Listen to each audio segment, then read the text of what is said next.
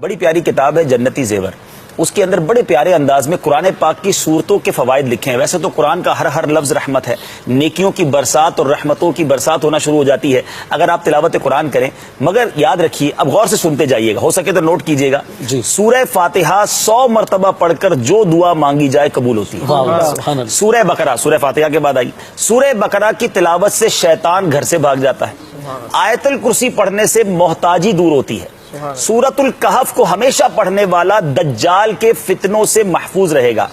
والدین کی قبر پر ہر جمعہ سورہ یاسین کی تلاوت کرنے سے اس کے حروف کی تعداد کے برابر ان کے گناہ بخش دیے جاتے ہیں. والدین کی گناہ بخش دیے جائیں گے جتنے یاسین شریف کے حروف ہیں. سورہ الدخان پڑھنے سے مشکل دور ہوتی ہے. اور جو قریب المرگ ہو, یعنی آخری وقت کسی کا چل رہا ہو, سورہ الجاثیہ کا دم کرنے سے اس کا خاتمہ بالخیر ہو. اچھا, سورہ حجرات کا پڑھنا اور دم کر کے پینا, سورہ حجرات کا پڑھنا اور دم کر کے پینا گھر میں خیر و برکت کے لیے مفید ہے.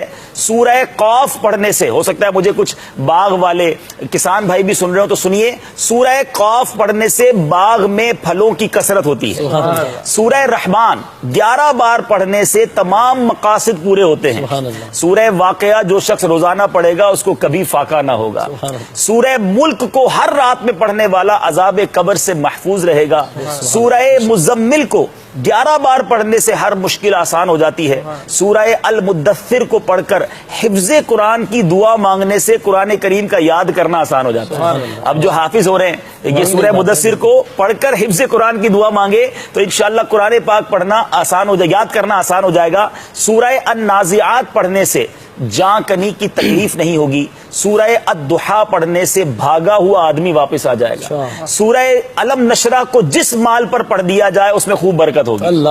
اچھا, سورہ التین جو ہے 3 مرتبہ پڑھنے سے اخلاق و کردار بہترین ہوتے ہیں.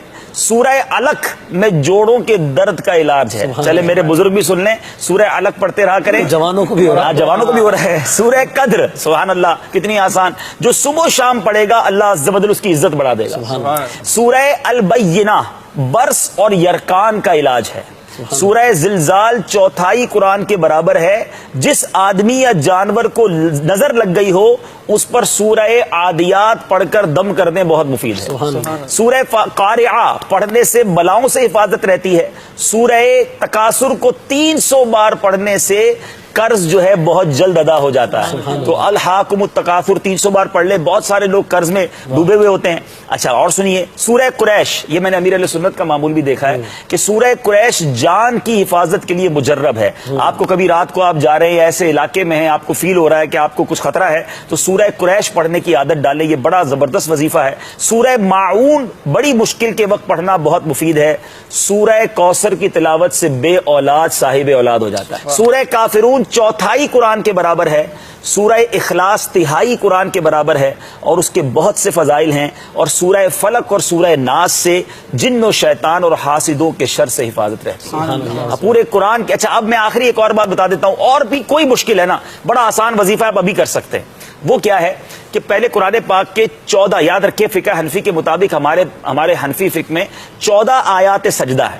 تو آیات سجدہ 14 کی 14 ایک ہی مجلس میں اگر کوئی پڑھے اور پھر 14 سجدے کرے اور جو اللہ سے دعا مانگے جس مشکل میں ہے, اللہ کے کرم سے وہ دعا جو ہے قبول ہوتی ہے اور مشکل دور ہو جاتی ہے.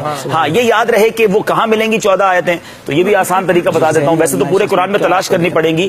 امیر علیہ سنت کا بڑا پیارا رسالہ ہے تلاوت کی فضیلت, یہ آپ ڈاؤن لوڈ کر لیں مدنی چینل کی ویب سائٹ سے, یہ میرے پاس تو موجود ہے. اس میں یہ 14 آیتیں ایک طرف کر دی گئی ہیں. رسالہ کھول کے 14 آیتیں پڑھ لیں, 14 سجدے کر لیں اور پھر دعا مانگے. الحمدللہ میں نے بھی اس پر عمل کیا ہے اور یہ بڑا زبردست وظیفہ. ویسی دل مطمئن ہو جاتا ہے میں قرآن کے ذریعے دعا کر رہا ہوں.